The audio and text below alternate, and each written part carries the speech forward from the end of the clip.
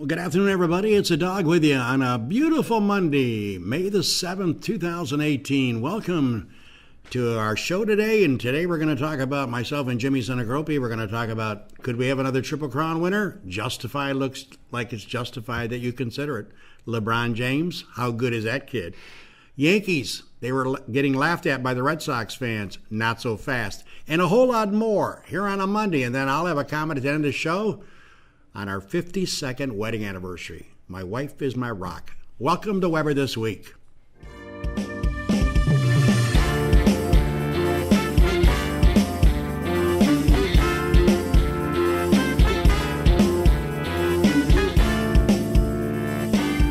Well, we got yourself a little seat. Hope you're enjoying a soft drink or a cold beer watching our show here on a Monday. It's the 7th of May, 2018. It's the dog with you.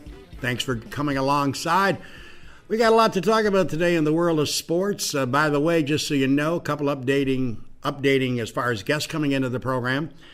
We've got a couple lined up. Billy Weston, phenomenal golf pro and a great guy, general manager of the Gould Hotel, will be here next week and giving some pictures to Jimmy so we can prep them, talking about his renovation project of the great staff at the Gould Hotel. A lot of things are happening at the Gould. Billy Weston, my guest next week, the general manager of the Gould Hotel. And then on the 21st, we got our fingers crossed, the three new owners of the La Mia, used to be the La Mia Bella. Now Tomas Gonzalez has taken on two more partners, Richard Austin and Mike Kerr. And they are three together putting together the new look. And now it's going to be called, I understand, La Mia Sicilian Ristorante. That's going to be the new name, I believe. They're going to be here on the 21st.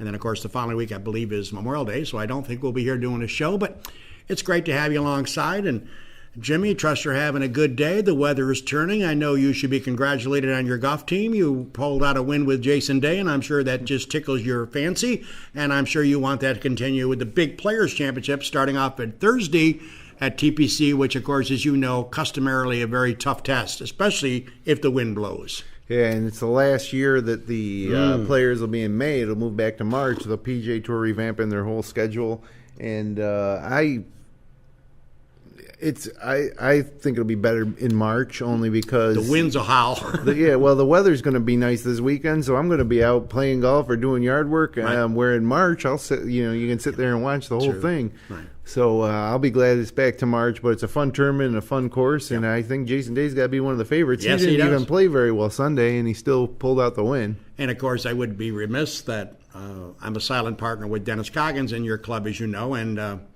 we were scratching out trying to get into the top five and talk about Phil Mickelson. He's something else, ain't he? He's got a short game that's amazing. Middle of the fairway on the 18th hole and slashes it, and he kind of put it too far left because he's a left-hander. Lefty went left into the creek. And, Jim, you could pick it up from there. You saw that shot with his iron hitting the rock and popping it up on the green about 22 feet away. Made the putt. Bang, 4. I think the lie in the crick was worse than we thought. Yeah. They never showed his ball, but he was explaining to his playing partner that it was wedged between a couple. So it was obviously a great up and down. And that's him. He'll do amazing. But, he won't win the tournament because he'll do 5 stupid things along the way. Middle of the fairway. Give me an update on your Jim Senegropi analysis on Tiger Woods. A lot of people, of course, I am of the opinion that his game is obviously somewhat back. His club head speed is phenomenal. He's hitting it out there close to DJ and close to Rory. Maybe not as far as those guys, but he's trying, not bad. He's 15, 20 yards behind those guys if he clubs it. I give him credit, Jimmy. We talked about this weeks ago when we had heard he was coming back on tour. And again, my opinion may not be joined by Jim, but I'm of the opinion he doesn't play the Milwaukee Open. He doesn't play the Quad Cities. Tiger Woods is Tiger Woods. 14 majors, need I say more. He'll go down as the second greatest golfer ever to tee it up. All right? But it's my view, and I don't know if, Jim, you agree with me or not, I don't see him winning again. Now, I maybe expect him to compete on a few tournaments and be in the hunt, but I just think there's too many darn good young bucks out there, the Justin Thomases of the world, the DJs of the world. I mean, you look at the lineup, Jason Day. I mean, you look at these guys one after another. The Jordan Spieth, the Patrick Reed, who's now got a major. What's his game going to be like as it moves forward now that he's got a green jacket? I don't know if you agree with me, Jim. I don't think Tiger Woods will win again on the PGA Tour because he doesn't play, unless he changes his mind, the minor tournaments. You know, you're not going to see him at the Quad Cities. You know, I don't know. I mean, he's had success at so many places. Right. He's games back to the point where he can win if his putter gets hot. True. But looking at the difference between Tiger now and Tiger 20 years ago, it's the putting is the main thing. And he still hits the ball great, but all over the place with the driver. And also, Jim, if you remember, the other difference between today Tiger and the 20 years ago, when he went on with the red shirt on Sunday, he went by Ernie Els hitting balls and Phil Mickelson. And for all intents and purposes, they were the two, and VJ, they were the three that sort of challenged him. Duval was number one in the world for a long time when Tiger was in his prime, and so was VJ. So those guys. But I think the competition today is much more deeper. Well, and Tiger's older, too. True, yeah. It'll be interesting. I'm not convinced he's going to win. It might surprise me. No, I think he will win a tournament somewhere, someday in the next couple years, maybe this year. Right. Whether or not he'll win multiple majors, I don't think that'll happen. No, but, I agree. But, you know, I think he could. I think he could win another tournament in Augusta. Yeah. But it's going to have to be, the putter is going to have to come back to what it used to be. And that, to me, is what made Tiger special. Was he was, when he was in his prime, he was the best putter I ever saw. Yeah. I would root against Tiger because I wanted the tournaments to be close, and so Tiger would spray one left into the trees, and then he'd hit it out and end up with like a 25-foot par putt, and you're thinking, well, he's going to drop one here, but then no, he makes it. He makes it time and time again. He made it. He's not making them now. He's not a very good putter. One of the more celebrated putts he's ever made in the history of Tiger Woods is going to be coming up Thursday at TPC on the 17th. Better than most. Better than most. Vern Lundquist. Gary Koch. Was it Gary Koch? I thought it was Vern Lundquist. No, Gary Koch. Yeah. Vern Lundquist, CBS. Yeah, the Masters. Right. Yeah, Gary Koch. Better than most. I can still see you going down that slope from the back of the green.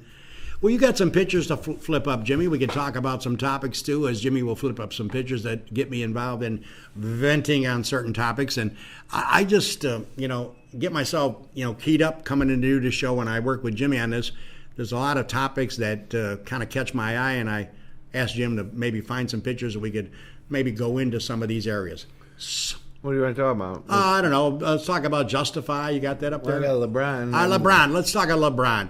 That's good. LeBron James. You know, I heard somebody argue with me the other day when I posted on Facebook that in my view, LeBron is the best player ever to play the game, pound for pound. I don't know how anybody can argue with me that point. This guy is, what does he have to do? Yes, Michael Jordan is phenomenal, great player, but this LeBron, his scoring average, his rebounds, his assists. When the going gets tough, they give the ball to LeBron, and most of the time, not every time, most of the time, he comes through with amazing shots. Look at his points.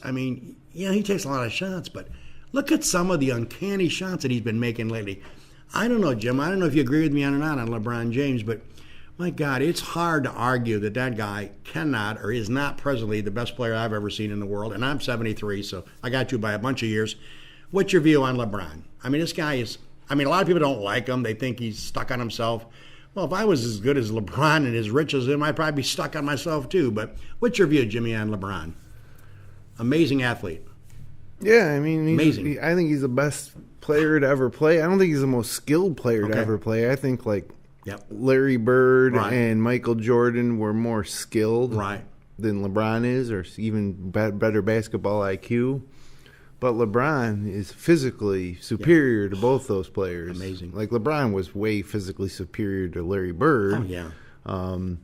And Magic Johnson, on the other hand, was a guy who had a 6'9" point guard back then. Had physical attributes that made him better. But LeBron can play all five positions. He can, he's so strong and so big and just so dominant. His team is terrible, but they're still going to go to the NBA Finals again and probably lose to Golden State. Yeah, I'm sure. That's the thing about the NBA that I don't like is that if you asked me back in October what was going to happen, I would have said it's going to be Golden State Cleveland, and it still is. And some people say, well, no, Boston's pretty good, or they thought Toronto was going to beat Cleveland. They're down 3-0 now, and it'll be Cleveland. It'll be LeBron against Golden State. Golden State will probably win. And to me, the NBA season is just getting started now in mid-May. I'm starting to watch it. I don't watch the regular season. I don't either. It's so we talked boring. about this. I get it's. You're right. It's boring. That's a great adjective. It doesn't mean anything. All right, throw up another picture, whatever you got, Jimmy. We can talk whatever you throw up on the screen. There's a few topics that we want to get into. This is Weber This Week on a Monday. I hope you're having a good day. I hope you enjoyed the weekend. The weather's not going to be too bad. You wanted to talk about Keith Hernandez. Oh, yeah, Keith Hernandez. This guy, I think he's an outstanding player. And, of course, it's hard to dispute his records in baseball. But one thing that irks me about Keith Hernandez is I watch a lot of the Mets games when I'm home at night. And I flash between the Yankees on 47 and the Mets on 46. And I can't think of the play-by-play announcer for the Mets, but I'm sure we'll have to look that up. But Keith Hernandez is the commentator in the booth. And this is a team that's playing lousy right now, the Mets. They just said goodbye to one of their all-great players, great pitchers, Matt Harvey. Matt lost it. All of a sudden he lost it. A couple years ago, he's the phenom. They designate him, see ya. They don't care who gets him. They just want him out of New York. My point with Keith Hernandez is I watch a lot of their broadcasts, and I go back and forth between the Mets and the Yankees. And Keith Hernandez and the play-by-play man, all they do is giggle. They tell jokes. They laugh. Ha, ha, ha. You've lost 8 or 9 in a row. Shouldn't there be like a solemn thing going on, a little more serious level in the booth? You're broadcasting New York Mets. You're getting paid to do that. And all I hear every time I'd watch those guys, or listen, actually watch and listen, they're just telling jokes. So that I had to take a shot at Keith Hernandez because it cracks me up. Be a little more serious. You're an announcer for that team. You're getting paid handsomely to be an announcer. Let's kind of pick on the team a little bit about how inept they are in pitching and how inept they are in fielding and how inept they are in batting. And all they do is up in the booth go, ha, ha, ha, ha, everything's funny. That just drives me insane. So I had to get that off my chest today, Jim. Okay. So put up the next picture and we'll have me vent on something else. That's what I love about doing a show with Jim. Now, this really kind of hits me in the head. I had a chance to make a couple of dollars on this horse over the weekend. I just wish I had taken the Ponderosa bet on it. Leading into the Derby, I thought that not everybody, most prognosticators thought Justify was the best nag, by far. Now, a couple of things against him. You heard about the 1800s. You heard about no horse had ever not raced as a 2-year-old and won the Derby. I can throw that out. This horse, Justify, going into the Saturday's Derby, which me and Mary always look forward to watching and having a couple of dollars on. This horse was picked by a lot of the experts. He had won 3 races, but what Jerry Bailey kept saying, who I respect, a phenomenal jockey and a great broadcaster doing the coverage for NBC, the times, how fast these horses are. And Jimmy, they look at the last quarter, right? They look at the last few hundred yards. They time everything in horse racing. Jerry Bailey said, times are out of sight. And even though he's only won 3 times, in his view, out of 20 horses, this horse was the best. Now, it was pouring, as you know, Saturday if you watched it. That's why I thought he might not win. Right. And I had some concern, but he had run on a wet track. One of his 3 races was on a wet track, and he won easily by 4 lengths. But everybody kept saying, Jerry Bailey, and who I respect, said, hey, I got my pick, and that's Justify. The race starts off. Give credit to Mike Smith, who sometimes gets way out in front and then loses at the top of the stretch. Made a great break. They were worried about his break, Jim, and he made a great break from the gate. And he held him second going down the back stretch. And he was galloping along, the mud flying. It wasn't mud and flying in his face. He only had 1 horse ahead of him. They get to the top of the stretch. Justify takes off, gets a 1.5 length lead. And I'm thinking maybe that horse on his right may just pass him. Never happened. At the end, he won by 2.5 lengths. Win, Justify. The horse paid $780 at the track. I had a couple of shackles on it over at the OTB in Auburn and won a few bucks. But you know what? I think it paid near $680 or $690 at OTB for a horse that's picked by so many people. So for $2, you got nearly 7 back. I mean, that was a steal of the century. The Exacta paid $69 at the track. I think it paid $60 at OTB. That's phenomenal return on your investment. So I'm, Jimmy, proclaiming that you can forget about the Preakness. There'll be about 3 horses entered the field against us Justify. It's a shorter race, as you all know. Whether or not he can win the Belmont, that always is the true test. It always comes down, Jim. The 9th of June, I think it is this year, at the Belmont, 1.5 miles. And I think Justify is going to go in there 2-0, and I don't know whether he's going to win the Belmont. It always seems that way with it, but every day is different, every race is different. I don't, I watch the Triple Crown races. So do I. The Derby, and then the Belmont, and if the guy that wins the Belmont isn't the same that won the Derby, I might not watch the Preakness. You know? Yeah. And I think that's most of America as horse racing goes. It's just not right. It's too bad because a lot of tracks are struggling to survive. It's just not what it used to be. There's so much so much other things that can entertain Americans nowadays. Taking a day to go out to the track or following it close enough. Mm-hmm. But people still care about the Triple Crown and the Kentucky Derby. So if Justified wins Belmont, horse racing will be the biggest thing in the news, sports news in the country for the next few weeks before the Preakness. Well, keep in mind, the Preakness is next. Preakness is second. Oh, the Preakness and then the Derby, Belmont. Preakness, then Belmont. Well, Belmont is always the wrap-up, and that's the Stern test, a mile and a half. I don't think I think there'll be a few horses going against Justified, but there's rumors now that a bunch of the horses that ran Saturday, Jim, are not going to check on Justified in the Preakness because the Preakness is an eighth or a quarter mile shorter than the Derby. So it's Derby, Preakness, and then Belmont. I'll be curious. It should be I think it'll go up 1 to 5, 2 to 5, some ridiculous number. You get back, you got to invest like $7 to get back $1 or something like that. It's going to be ridiculous. But I think he's going to win that. Whether he wins the Belmont, it's a mile and a half. That's a tough test. All right, let's see. We got another picture, Jim, then we'll take our commercial. We got to take the commercial All right, listen. break. Yeah, it's 3:18. Let's do that. This is Weber This Week along with Jimmy Senecropi. We like kind of...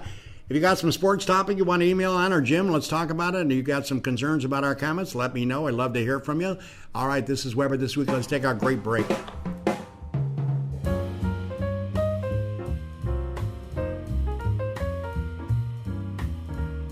Del Lago Resort and Casino has something for everyone. 2,000 slot machines and 99 gaming tables.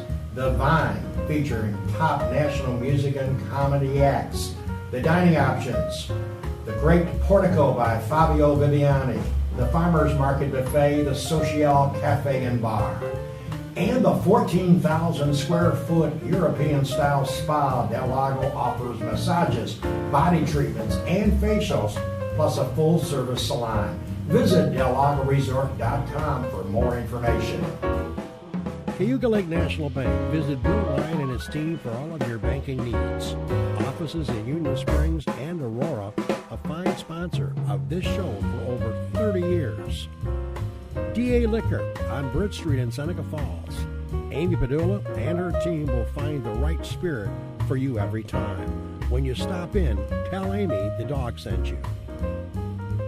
The Gold Hotel welcomes you to come out and enjoy the revitalization of this historic downtown Seneca Falls landmark. Every Wednesday is Ladies' Night with special price drinks and half-priced appetizers. Learn more at thegouldhotel.com. The Omen Theater on William Street in Lyons. See what's playing this week at omentheater.com. Located off New York State Thruway Exit 41, the McGee Diner has earned their reputation as a popular family restaurant, serving country, fresh, home-cooked meals daily. Stop in for breakfast, lunch, or dinner, and check out their menu at McGeeDiner.com. The Child Advocacy Center of the Finger Lakes is a child-friendly location where allegations of physical or sexual abuse are responded to by a multidisciplinary team of professionals. The team works together to conduct a thorough investigation and to provide necessary support services to children and their non-offending caregivers with a goal of minimizing further trauma to a child. Seneca Metals is an award-winning company that has earned a reputation of going above and beyond to protect the environment and support their community. As an EPA inspector once said, their operation is head and shoulders above the rest. And the Newark Pilots of the Perfect Game Collegiate Baseball League, a minor league team with a major league ballpark. Season ticket packages available at NewarkPilots.com. And the Wilson Press in Seneca Falls. My good pal Rich Rickey and his team can handle all of your printing and mailing needs. Visit them online at wpress.com. Cicino's, live, laugh, eat well. It's the Italian way. It's also the Cicino's way. Visit one of their 3 locations, Waterloo, Geneva, and now at Del Lago Resort and Casino. Order online for pickup or delivery at Cicinos.com.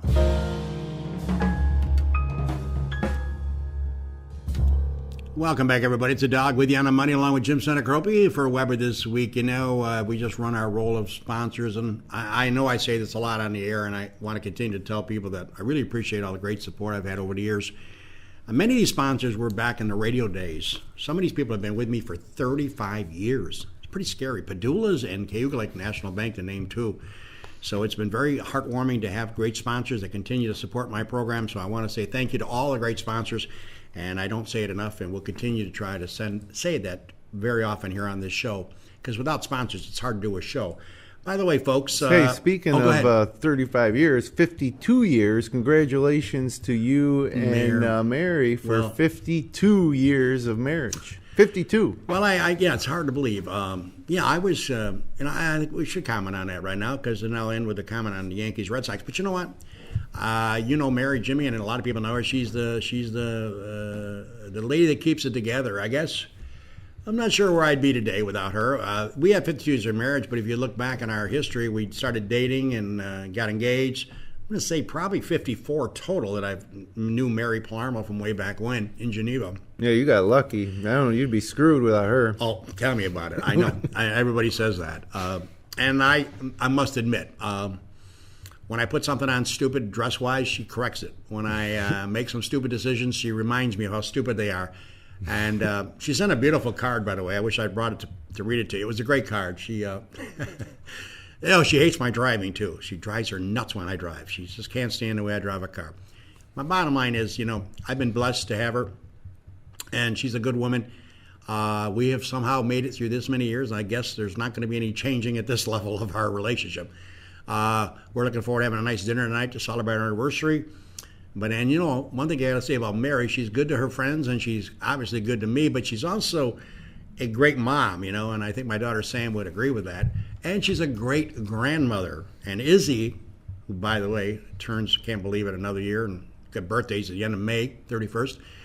But Mary is great to them, and she's a great person. And Mary, I don't want to get you all choked up, but I appreciate all the years that you have put up with the dog, and hopefully there's many more years to come. So thanks, Jimmy, for bringing that up. I was going to mention that, but happy anniversary, honey. Look forward to having a nice meal tonight and a drink or two and enjoy our anniversary. Because it is, Jim, you pinch yourself thinking about, my God, that's half a century.